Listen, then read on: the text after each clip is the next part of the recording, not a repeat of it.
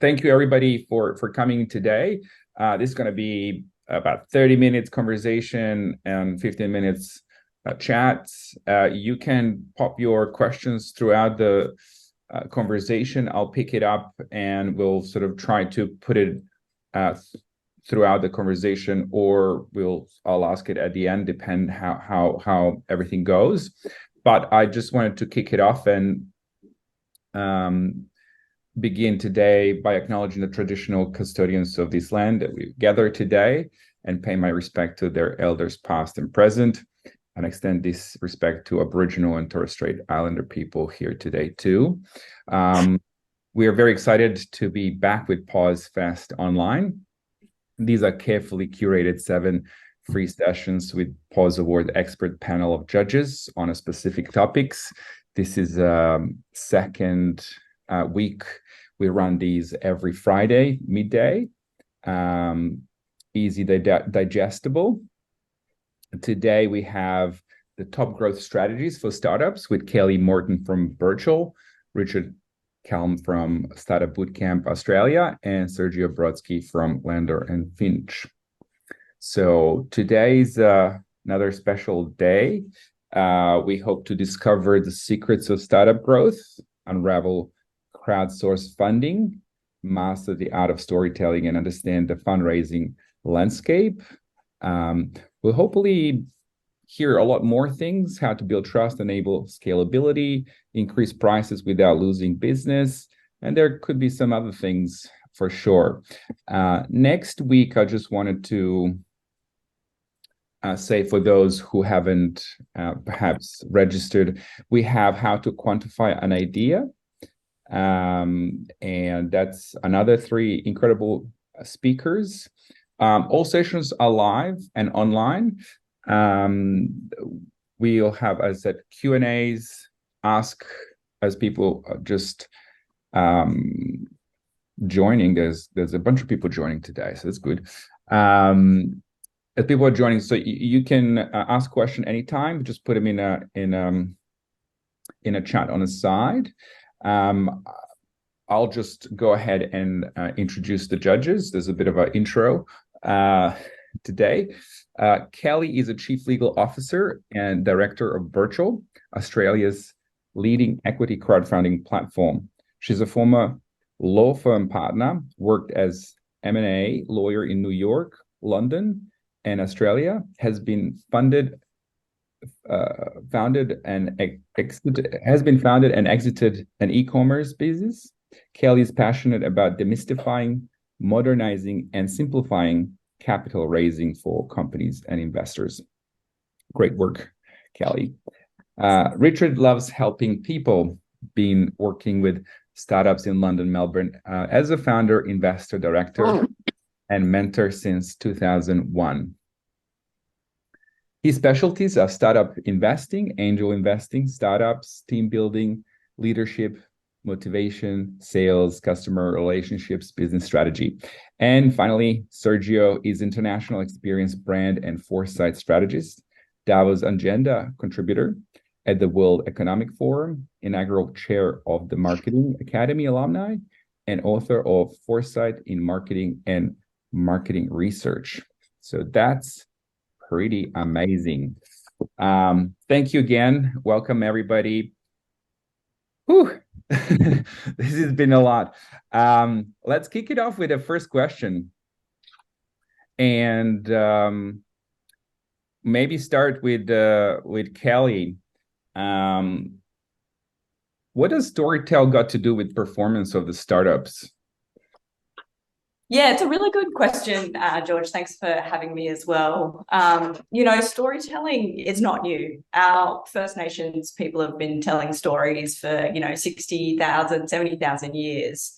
But it's something we certainly noticed in the early stages of Virtual, that those companies with a really compelling and engaging story were having greater success in raising capital.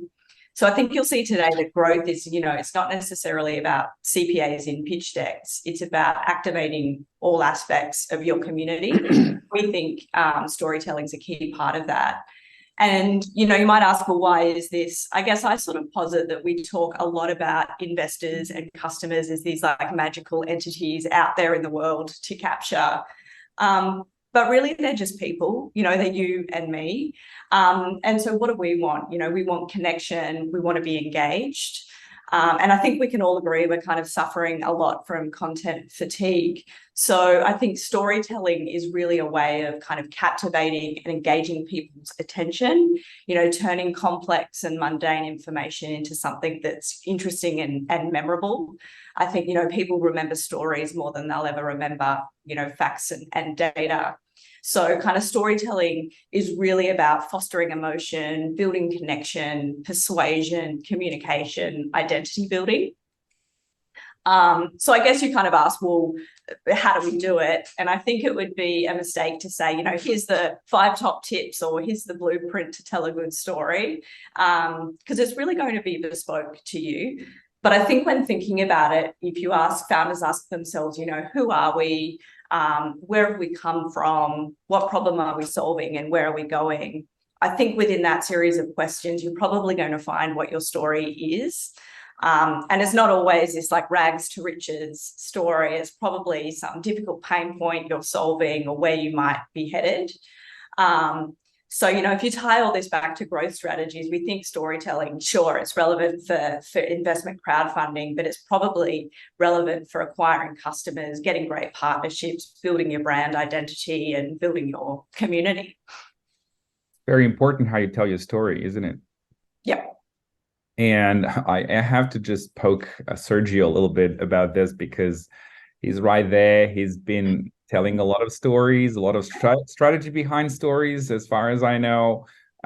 He's from agency landscape as well. So, Sergio, do you have anything to add to this? Yeah, for sure. No, thanks for bringing me in. I think Kelly is absolutely right. Stories, they manage to communicate things and make them a lot more understandable, palatable, and make people appreciate what you're communicating.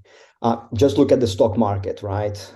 It's the story stupid. It's the stories, you know, is whatever Elon Musk is doing that has nothing to do with his company and the way he's managing the business that is affecting share price. That's the story. From the very beginning, the 1500s, when tulip mania became a thing in Holland, where people were selling tulip bulbs for the price of mansions, was only because of a story of beauty, a beautiful flower. There was not much more aside from that. And the story was driving, you know, incredibly crazy prices for someone wanting to buy a tulip. So stories are super important. However, just to create some tension here, it's not so much about attention and memory. Stories, they do help with that. The main role of stories is, you know, taking something that is very dry, like coordinates, and, you know, giving a flow to that. But attention is more the product of breaking someone's prediction. And that's why movies or books or songs that, you know, have twists and turns, they will keep you engaged. You know, Game of Thrones is a good example. Thousands of hours of story, but people were there for those thousands of hours because things were always changing. Memory, again, stories, they do help, but it's not critical for memory. The way that our brain operates, information comes in, information is processed, information gets out. And it's when the information gets out, when you recall something that you thought about, that you build a memory. So asking people to repeat something, to say something, whenever someone sings a jingle from an ad, that's when you actually build the memory. So my little provocation here. So that's why some of the the best advertising and stories are very simple, isn't it? Because they want you to remember things. Exactly. Yeah. The simpler, the better, but it's quite hard. It's the hardest, isn't it? Yeah. Richard, how does storytelling apply to startups, and what have you seen running one of the most successful accelerators in Australia, Startup Bootcamp Australia? What are the stories that you've seen come out from your cohorts?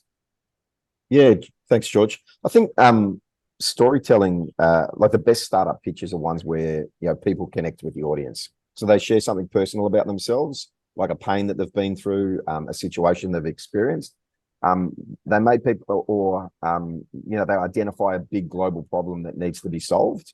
And through story, people are sitting there, they're listening, they're gripped, they empathize, they connect with on a personal level to the individual who's telling the story, and they think, yeah, this is a really big problem that needs to be solved, or this is a big issue that we need to be talking about. And then off of the back of that, the startup then starts to talk about how they're going about solving the problem.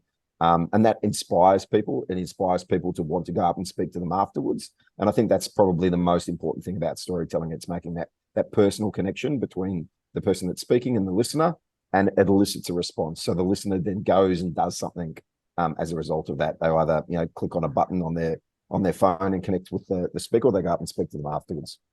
That was actually a really interesting point, and I saw an interview from this guy called Jeff Gomez. He worked with Disney, building like story worlds, and what he said is that the biggest distance between two people is a story, and when you have a story to share, you have a connection between the two of you. So that's a lovely. Oh, I didn't see you call. Had my phone away. Jeremy, sorry, I'll mute you. Jerry just broke in. That was a really great add-on. I'll now try to kind of create a bit of a segue to another question. What are the most common challenges working with large corporates? We heard the stories, but how do they sort of respond? What is the story between startup and corporate? How do we sort of, the very, very different worlds, very different, they operate very differently. Who wants to take this one? I'm more than happy to go first, George, if you want. I mean, this is I was basically what, you, but I just wanted to see who wants to do it. This is basically like, what we do at Startup Bootcamp. So, we help corporates and startups collaborate. It's very, very difficult, because you're talking about two entities that are, basically everything's different about it. Everything from, timelines. A corporate partner says, this sounds interesting. This is something we'll look to do straight away. A startup hears that and thinks that, straight away means a couple of days. For the corporate, that could mean, sometime this year. So, first of all, the language is completely different. The way they're structured is completely different. If you think about a corporate, they exist to get rid of anything that's not, efficient. They've driven efficiencies for sometimes hundreds of years to be very, very effective and get products into market or services into market as cheaply and as efficiently as possible. And anything innovation is basically killed by the organization, typically because the organization needs to drive out people that aren't adding to the efficiency of the organization. So whereas a startup is looking for a repeatable and scalable business model and is everything against, efficiencies. It's all about learning. It's all about moving quickly. It's all about trying things, risking things. So you're starting off with two organizations that basically completely opposed in methodology, in outlook, in speed, in everything. And so the first thing that needs to happen for corporate startup collaboration to take place is trust. Corporates are very aware that when a startup says, yeah, we can do this, often it means that we're trying to work on that. The development of the product is still developing. And so, startups need to recognize that they need to build trust over time, because corporates are scared of things like unprepared founders, loss of internal integrity, too many unknowns about the startup, building the plane as you're flying it, cultural clashes. But also, startups are quite scared about corporates as well, because, they don't want to get paid through branding and awareness. The standard agreements that corporates send out to people don't work for startups. Often they have, like a 10-year insurance requirement. The contracts that are sent are 200 or 300 pages long. Startups are scared about whether there's executive buy-in or not, whether executive actually know about it. And they know that their point of contact that they could be working with for 6 months could disappear at any stage over time. So I think probably the most important thing that we all need to recognize when we're working with each other, when corporates are working with startups and vice versa, is that we need to build trust over time. And that's probably the most important thing, that the startup and the corporate needs to build trust over time. What's that time? What's the length? what's the time that this trust or some of the trust could be acquired, so that, I mean, the trust is obviously happens over time, and the longer the time, the better the trust it is, unless something happens to disturb that. But what have you seen? What is the amount of time that the beginning of trust, kind of the seed of trust, is there, kind of happens? Yeah, so probably a better way to answer that question, George, is maybe like being aware that the amount of time is the amount of time. But I think, you know, like particularly as a startup founder, what you should be doing, and if you're working in innovation in a corporate, what you should be doing is looking for ways to engage, which is, you know, low risk or ideally no risk. So you can design engagements where, you know, a startup comes in and bench tests a physical product, for example, within the tech department, or even does a product demo with, you know, the IT department, because all of a sudden you're moving from a space of we say we can do this to now both parties prove that we can do this. So there's a number of like really small engagements that you can think about doing to build trust over time. So those are the things that I think that you need to be focusing on first, and then go from there. So it's incremental sort of proof that things are kind of working and delivering, that sort of stuff. And it's clearly leads well into what Sergio wanted to sort of talk about trust, and why is it important again in this day and age, and not just for startups but for brands. And I'm hearing trust over and over again. So it is a huge deal breaker, I guess. It is massive. You're right. You know, I've heard many different things, such as trust is a product of 1,000 promises kept, or, you know, trust is something you can actually do quite straight away. You can build really quickly, and it's possible. Trust is a byproduct of oxytocin. Oxytocin is a hormone that we release when we have feelings of reciprocity. And that will often happen when two people overcome a stressful situation together. Let's say we go to a pub, we engage on a fight, we win the fight, I protect you, we get out of the pub, you trust me with your life for the rest of time, because together we were able to overcome a stressful situation. In the corporate world, there's a lot of you know, like wilderness training, those experiences where you take a group of people into the wild to overcome some stressful, unpredictable situations, and that's how they build trust. And you don't need, you know, 6 months, 2 years, 10 years to build that trust. It can actually be quite quickly if you know how to do it. But, you know, your question, why is it important again? It's possibly because people don't really understand what trust is. If I ask you, do you trust Donald Trump? Do you? Probably not, right? But if I ask you, if Donald Trump is given an opportunity to be obnoxious, do you trust he will take it? He will take that opportunity. So there you go. Trust is not something that is, you know, a generic type of concept. It's, you know, trust in relation to something else. I trust that you will be moderating the session with all the competence that you have. But competence is just one of the dimensions of trust. There's been several studies about trust, and the one from the Northwestern University is possibly the most robust one. And they broke trust down into 3 components. The first one being competence. I have what it takes to do the job, so I can trust you for that. The second one is integrity. I keep my promises. So, you know, the 1,000 promises kept, maybe not 1,000, but, you know, a few promises will help pave the way to trust. And the last one is care, is having this degree of humanity, caring for people around you. And if you're able to demonstrate that, those 3 things together, you can quickly build trust. A lot of people talk about trust in terms of transparency. And yeah, eventually, you know, if you are super transparent about everything, eventually people will start trusting you because they've seen it, you know, over and over and over again, to a point that I'm okay now to be in the dark, I trust you.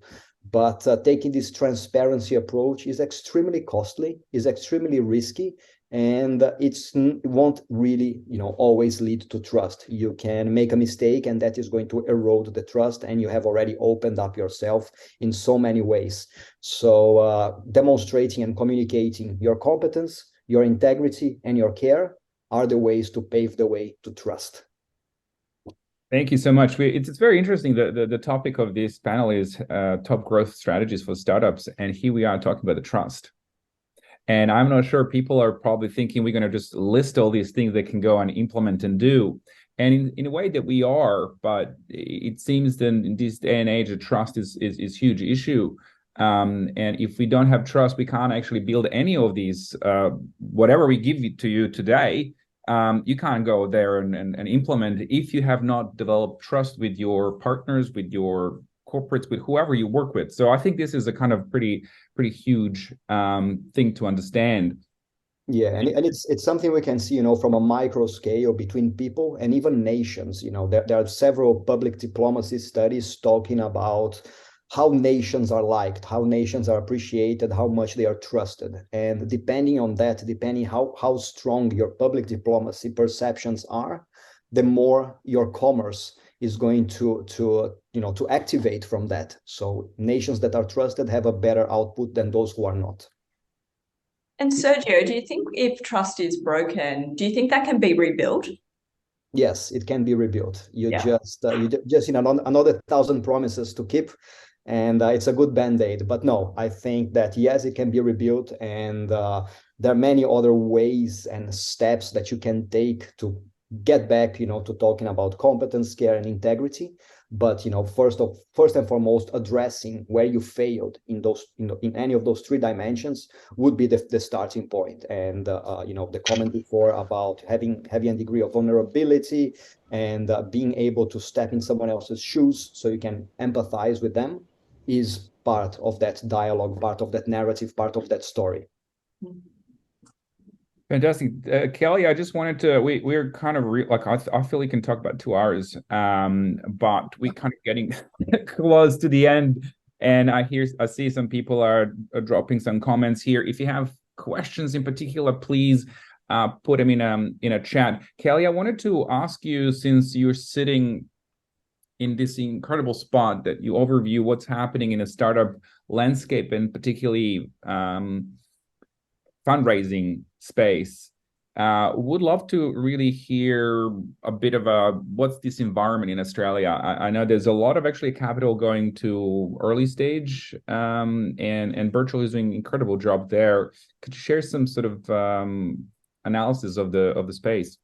Yeah, absolutely. So, I mean, I think if you've read any news for the last 6 to 12 months, I think we can all acknowledge it's predominantly stories about a challenging kind of funding environment. We just released our funded report, which looks at the crowdfunding industry over the last financial year. And so as part of that, yes, definitely we saw, the ASX was down like 80%, venture capital industry down 70% in funding volume. The crowdfunding industry was pretty resilient. We were also down, but down by about 25% in comparison. And interestingly, actually, for the first time last year, there were more crowdfunded offers than there were IPOs on the ASX. So that was kind of an interesting stat. But, capital markets is cyclical. It always is. It goes up and down. And if you look at the peaks and troughs throughout history, you kind of do see that, this too shall pass eventually. And, there's always a deal to be done. Really, it comes down to kind of what price. And I guess I would encourage founders that, don't necessarily always tie your value to your valuation or your price on a particular day. Valuation and price is always a combination of a huge heap of macro or micro economic conditions or factors on a particular day, and a whole lot of negotiation. So, the valuation today or the price for your business today is going to look different next week and also the week after. And probably Rich has probably got some comments on that from the startup bootcamp as well. So sure, challenging now, but I think we'll see, IPOs will come back again, and, we'll be talking about a booming market probably next time. Okay, I wanted to drop a question from somebody that just posted. What does panel think about the growth mindset versus fixed mindset? How can it impact growth strategies for startups and corporates alike? I guess, all comes back to trust. If you trust yourself, you have a growth mindset. If you trust that you can overcome the challenges ahead of you, you will always see a glass that, can always be filled a bit more, and you can contribute a bit more. So and with that, you know, the competence, the things that you know is super important to build that ability to have that trust, and then don't see that all is lost, that there is hope, that even when it's dark, you know, things won't last forever. So yeah, I think it's definitely possible. Yeah, I mean, I think founders are always there to solve problems, and a problem yesterday might be a different problem tomorrow. So I think you are always naturally in a growth mindset, you know, not necessarily revenue growth, but change, resolving a problem, rethinking about it, and new solutions. Business development, that kind of stuff. Mm-hmm. Yeah. Richard, do you have anything to add here? Just that, you know, and sort of the growth mindset question linked to the economic stage. I guess, you know, growth mindset's all about solving problems, dealing with ambiguity, being able to operate in an unknown environment. You know, that during a downturn within corporate, you know, downturns, you know, I mean, basically not everyone, but a lot of people are being made redundant. It's all about cost cutting. You know, there's probably less room for growth mindset as that's occurring, because it's, you know, it's more an operational HR led thing. But actually, the first thing that happens that when you start to come out the other side of that is, you know, people within the organization need to do more with less. And that's part of the reason why we see, you know, so much change and so much opportunity for startups, you know, that are formed now during a downturn, is because, you know, that they start to find product market fit. And as the economy starts to pick up, people are looking to do things in a more improved way.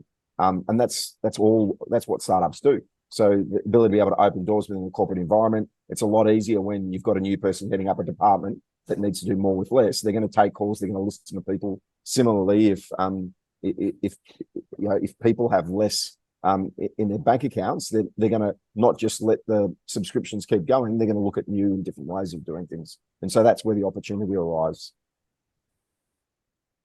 Okay, fantastic. I wanted to go a bit more tactical now. And this is something in Sergio's sort of back pocket. And knowing the very tough markets right now, pricing is vital. How do you strategically position yourself and not lose your customers if you increase your pricing? You build a brand.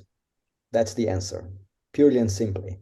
Brand is possibly the most valuable business tool ever invented. If you look at a little glass, you know, it's just a little glass, 50 cents, I can buy anywhere. But if I say it's Baccarat, the crystal of the kings, I have a story, a narrative that will build some trust, that will build some you know, goodwill, and the people actually pay for that, right? It's crazy, but that's how we are, that's how we live. We value a lot of the immaterial things around us.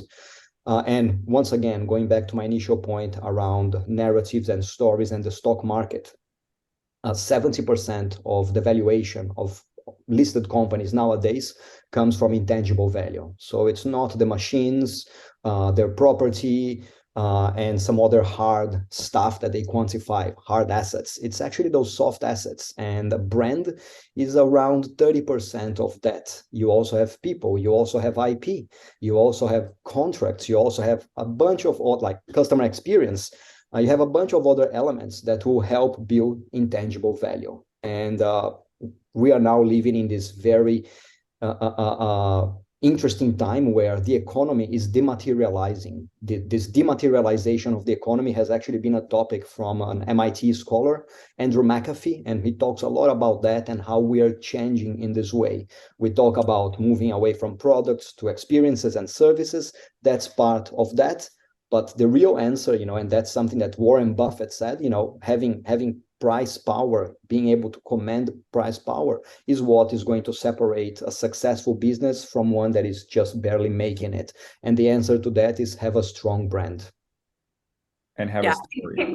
People should always be proud of their price. I think constantly reducing prices is a race to the bottom for everyone in that sector. So, you know, be proud of your price it. If you're confident in what you're delivering a customer, I think you should be proud of that. Yeah, yeah. Every time you discount, you kill your brand a little bit more. Yep. So add value, don't reduce price. Absolutely. Yep. There's so what's, I mean, let's get nitty gritty in here, since we talked about growth strategies. So what's the profit that you should charge? Is it 20%, 30%? Is that kind of markup 70%? Like, where is this markup in your price that you should sort of consider, as, because you can't operate at loss essentially, but if you keep on discounting your price, you kind of end up there, end up closing the doors. Yeah. Is it for me, the question? Anybody? Anyone? Well, I think there are much, many other factors to be considered when you are, pricing your service, your good, your brand, any transaction that there is there. But the ability to understand how much value is being added between a brand and a commodity. When I have a commodity, I'm only paying for that tangible good. When I'm able to quantify how much intangible value I'm adding to the tangible good, that's the differentiator. That's when I can make a margin. There are many different approaches to calculating that. Lander and Fitch, we are possibly the only brand consultants in the world that can actually predict with accuracy how much you're going to monetize depending on a given positioning that you're adopting. So it's something we do, on a daily basis, and it's about calculating, actually involving some financial modeling, market modeling, and a bunch of other numbers and algorithms that are part of the secret sauce. But it comes down to understanding what is the intangible value that you add to that transaction. Okay, I've been to many international conferences years prior to pandemic, especially in US. They're very open about talking talking about business, talking about internal sort of mechanics, and disclosing some stuff that in Australia is very like rare to sort of hear. Everything is very closed here, I suppose. So there's somebody who's asked, pricing and trust, what are the panel's thoughts about being transparent in disclosing the margins? Yeah, it's really funny. I mean, Australia is so far removed from the rest of the world, is so isolated. There is a really interesting correlation between that and openness. Openness is one of the 5 mental traits that we all have to different degrees. And openness is something that relates to creativity. Not that Australia is not creative. We're very creative as a market, but the fact that we're so removed and so careful about things coming from the outside. If you take the Australian customs, whenever you're arriving in Australia, they check your boots to see if you have mud. Very germaphobe, and there is a correlation that has been proved between creativity and people who are very germaphobe or xenophobe or afraid of things from the outside, from the exterior, things that are not part of their own everyday ecosystem. So this is something that gets on the way of Australia performing better. We're too closed. We need to open up more to become more creative and become and empathize more with everyone else. Yeah, it's a super interesting point. I think there's a huge cultural difference for all the reasons you mentioned. The other thing, though, a lot of businesses actually publish their financial statements, so you can kind of dig in and find out. And there are some set metrics of profitability in different industries, and they're all different. As startups, I think setting your pricing strategy will be different depending on what you're trying to achieve and what stage you're at. And, some of the things Rich was talking about in terms of building trust and trying to get into corporates, maybe your pricing strategy at that point is free trials, lowering the price, not because you're not proud of your price, but it's a strategy to get into the corporate because you can see what that will then unlock going forward. So, yeah, I think, pricing strategies will change as well, and profit margins are going to flex and change throughout the course of any business. I'm going to throw it back to Rich. A question I wanted to ask him before we wrap up, because we're kind of getting close. And thanks for all the questions. If there's any other questions, maybe post it and I'll see if you can ask. Rich, how to optimize B2B sales strategies for startups? you are operating in that sort of space where startups, corporates, B2B. I'm sure you can give us something. Yeah, sure. So I think it depends on whether the startup's still in startup phase or whether they're in scale-up phase. In startup phase, like, I mean, clearly you're still developing a scalable and repeatable business model. So, you know, I mean, the founders need to do the most of the sales because they're the only ones that can pivot the product and listen to the client and actually, you know, help the client. If you're working in a B2B space, which I think is sort of the thread of the question that you're asking, George, I mean, you need to be finding a corporate or a business who understands that this is outside of a procurement process. So if you're going through a procurement process, then you have a product that's ready to sell. If you're innovating, then you're outside of a procurement process. So it is a different process. You're collaborating together. You're building trust over time. You're helping, you know, co-design a product with the corporate.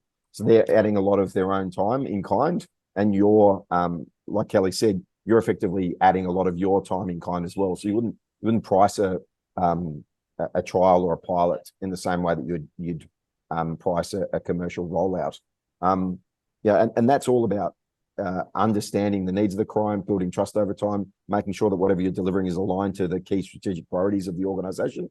Because if the CEO, if you're aligned to one of the CEO's key strategic priorities, you know, if 6 months down the track, if someone says, why are we doing this, you know, and you've trained people within the organization to say, hey, we're doing this because the CEO told us to, you're far more likely to keep going. Your pilot or your trial's far more likely to keep going. Once you've actually developed a product and you've got it in market, yeah, then you move, you know, from early stage startup into scale up, and there's heaps of tactics and tools that you can use to start to engage corporates and you know, and sell. I won't go into those there, but you know, there's probably a difference between early stage versus scaling. Okay, thank you. There's a few minutes left. We have about 5 minutes to go.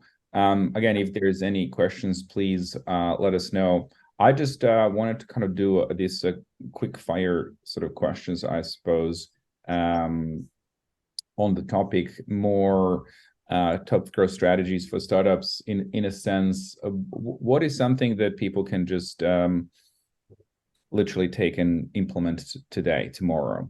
We talked a lot about trust. We talked about stories. We talked about how we kind of create a very strong brand so that we can command this space. We can command this growth, and we can work things out. But what are the sort of more practical side of things that I think some of the people are secretly wanting to hear but not asking? And give us maybe 1, 2, 3, one or two, just whatever you think. You can explain them, or you can just sort of drop it and see what's from your experience that's been sort of, I guess, working in growth of your businesses. I can jump in first here, George. I think you need to position yourself as a thought leader on the particular topics that, you know, you want to be, you know, initially locally famous for, but eventually globally famous for. So how do I get, you know, my personal brand, the brand of my startup, you know, commenting into this space? And what you're doing here is a perfect example. I mean, you provide innovative services for people in, you know, the Victorian and Australian startup ecosystem. You do that by running sessions like this and commenting about innovation within, you know, within the space. So you're known as a thought leader. So people can learn from even this session. You know, they can run sessions, they can write blogs, they can position themselves as a thought leader, and then people will come into the conversations. But you need to be doing that with the eye to add value first, without trying to extract value straight away. So that's probably the first thing that they can do. Okay, good one. Thank you. I'll challenge that, and I think there's a lot of value in being a thought leader, but not everyone can be one. And then what, right? And that reminds me of the story of Peter Diamandis when he wanted to set up the X Prize. And back then, you know, he was a bit of an unknown kind of guy, you know. Now he's very famous, Singularity University, Abundance, all these things. But he needed to capture about 10, 15 million dollars. And he asked Bill Gates, would you give me $10 million for the X Prize, finding new ways to get to space and, innovative technologies and things like that. And Bill Gates asked him, what do you know about space? Not much. So why would I give you my money?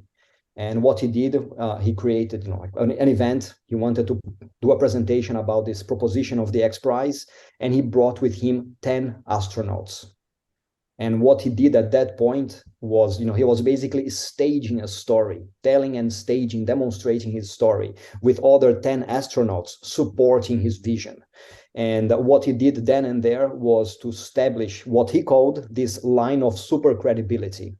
They say that when you start your story, your credibility is a little bit at the bottom, is just starting to build. You reach an average point where people kind of get you, they accept you. But then when you are above that, when you have this line of super credibility, whatever you say is going to be accepted. Most things that you say will be accepted. So having those proof points around you, even though they may not be coming from you as the voice, as the thought leader, is super important. So I think, have a story that you can tell and that you can show. That's good. Good add-on. Kelly? I'll take it into a totally different direction if we want to talk about growth really crudely. Increase your revenue, decrease your expenses. Yeah. And, how do you do that? More customers. So you want to be the best and you want to think about, am I actually serving my customers? Or am I doing this for me? Think about that. And then on the expenses side, it's like, am I doing this the most efficient way I can possibly do it? So breaking down every part of your process. Am I repeating this 3 times every day over and over again? Okay, write it down, put a process. Can I streamline it? So the old classic, more revenue, less expenses. Then there's a pool of growth in the middle there. Fantastic. Maybe we just end at that point.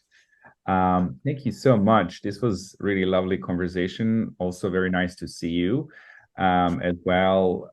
We'll publish this online for everybody else to rewatch it, and there will be an article later on today. And we look forward to the next week's session. And yeah, sign up if you haven't. That was a bit incredible listening to you. Thank you so much for your time and your advice. And have a great weekend. Thank you. Thanks, everyone. Good to see you all. Bye, everyone. Thanks. You. Bye-bye. Bye.